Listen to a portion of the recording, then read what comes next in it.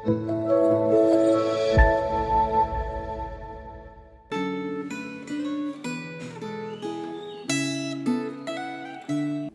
saudara yang dikasih dalam Tuhan, senang sekali hari ini kita boleh kembali lagi berjumpa di dalam renungan refleksi Gema. Hari ini kita akan sama-sama merenungkan firman Tuhan, namun sebelumnya kita akan minta pertolongan Tuhan supaya Tuhan yang akan menolong kita untuk bisa mengerti dan memahami akan kebenaran firman Tuhan yang akan kita renungkan pada hari ini. Mari kita berdoa. Tuhan, terima kasih. Sungguh bersyukur untuk kebaikan Tuhan dalam kehidupan kami. Engkau masih memberkati kami dengan kesehatan dan kekuatan yang baik. Pada saat ini kami akan bersama-sama merenungkan firman-Mu. Kiranya Tuhan menolong kami, memberkati kami, dan kami rindu ya Tuhan supaya kami boleh dikuatkan, disegarkan, dan firman Tuhan yang akan kami renungkan ini boleh menjadi penuntun dalam kehidupan kami.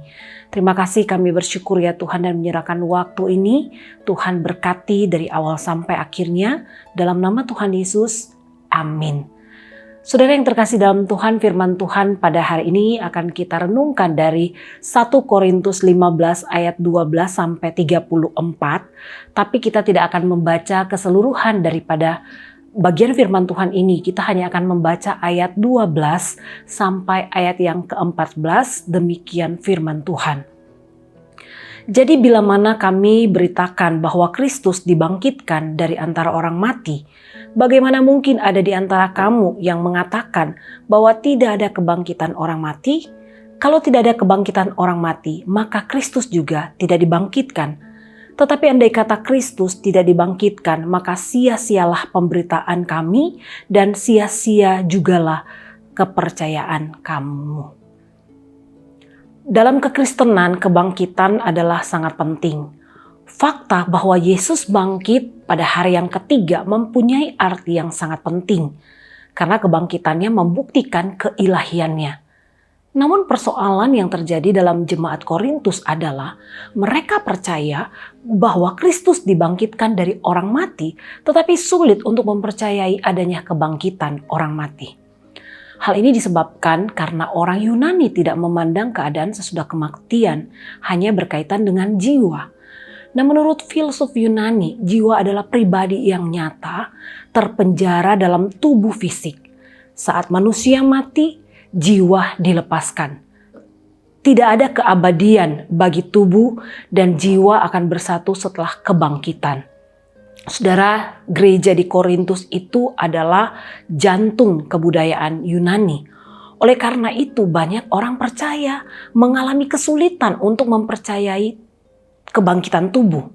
Nah, Rasul Paulus menulis bagian ini untuk menjernihkan kebingungan mereka tentang kebangkitan.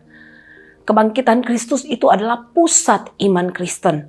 Karena Kristus bangkit dari kematian seperti yang Dia nubuatkan. Kita tahu bahwa apa yang Dia katakan adalah benar, yaitu bahwa Dia adalah Tuhan.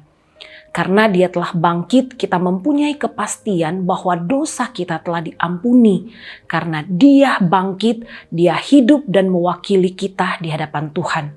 Karena Dia telah bangkit, kita mempunyai kepastian bahwa dosa kita telah diampuni. Karena Dia bangkit, Dia hidup dan mewakili kita di hadapan Tuhan. Karena Dia telah bangkit dan mengalahkan maut, kita tahu bahwa kita juga akan dibangkitkan. Nah, saudara-saudara yang dikasih dalam Tuhan, itu sebabnya Paulus memberikan penegasan kepada mereka bahwa jika Kristus tidak dibangkitkan, maka sia-sialah pemberitaan para rasul dan iman. Jika Kristus tidak dibangkitkan, maka kita tetap tinggal dalam dosa. Kamu masih hidup di dalam dosamu. Dosa yang membuat manusia terpisah dari Allah, yang membuat manusia mati dan binasa. Saudaraku, fakta kebangkitan Kristuslah yang membuat setiap orang percaya dibebaskan dari belenggu dosa dan kebinasaan. Inilah perbedaan antara orang yang percaya dengan yang menolaknya, yaitu pengharapan di dalam Kristus. Kebangkitannya membuat kita tidak hidup dalam kesia-siaan, tetapi dalam pengharapan, yaitu bahwa kita semua percaya kepadanya akan dibangkitkan seperti Dia yang sulung dibangkitkan. Oleh karena itu, saudara, kita sebagai orang-orang percaya yang telah memiliki kepastian akan kebangkitan Kristus, kita juga dituntut untuk hidup di dalam kebenaran. Dan kebenaran inilah yang menuntun kita hidup dalam keteguhan iman yang akan menghasilkan kekudusan dan ketaatan total kita kepada Allah. Sehingga hidup kita ini akan menyenangkan hati Allah dan hidup kita akan senantiasa menjadi berkat dimanapun kita berada. Karena itu mari kita memohon kiranya Tuhan yang akan senantiasa menolong dan menguatkan kita untuk bisa mengaplikasikan firman Tuhan ini dalam kehidupan kita. Mari kita berdoa. Tuhan, terima kasih, bersyukur untuk anugerah Tuhan yang boleh Engkau nyatakan dalam kehidupan kami. Terima kasih ya Tuhan untuk kebangkitan-Mu yang boleh memberikan kami pengharapan. Biarlah Tuhan menolong kami supaya kami tetap hidup di dalam kebenaran Tuhan. Kami hidup di dalam apa yang menjadi kehendak Tuhan di dalam kehidupan kami.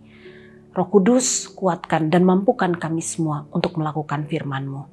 Terima kasih Tuhan, ini yang menjadi kerinduan hati kami, biar Engkau yang akan terus menolong memimpin kami untuk boleh menjadi berkat dimanapun kami berada. Terpujilah nama-Mu, dalam nama Yesus kami berdoa. Amin.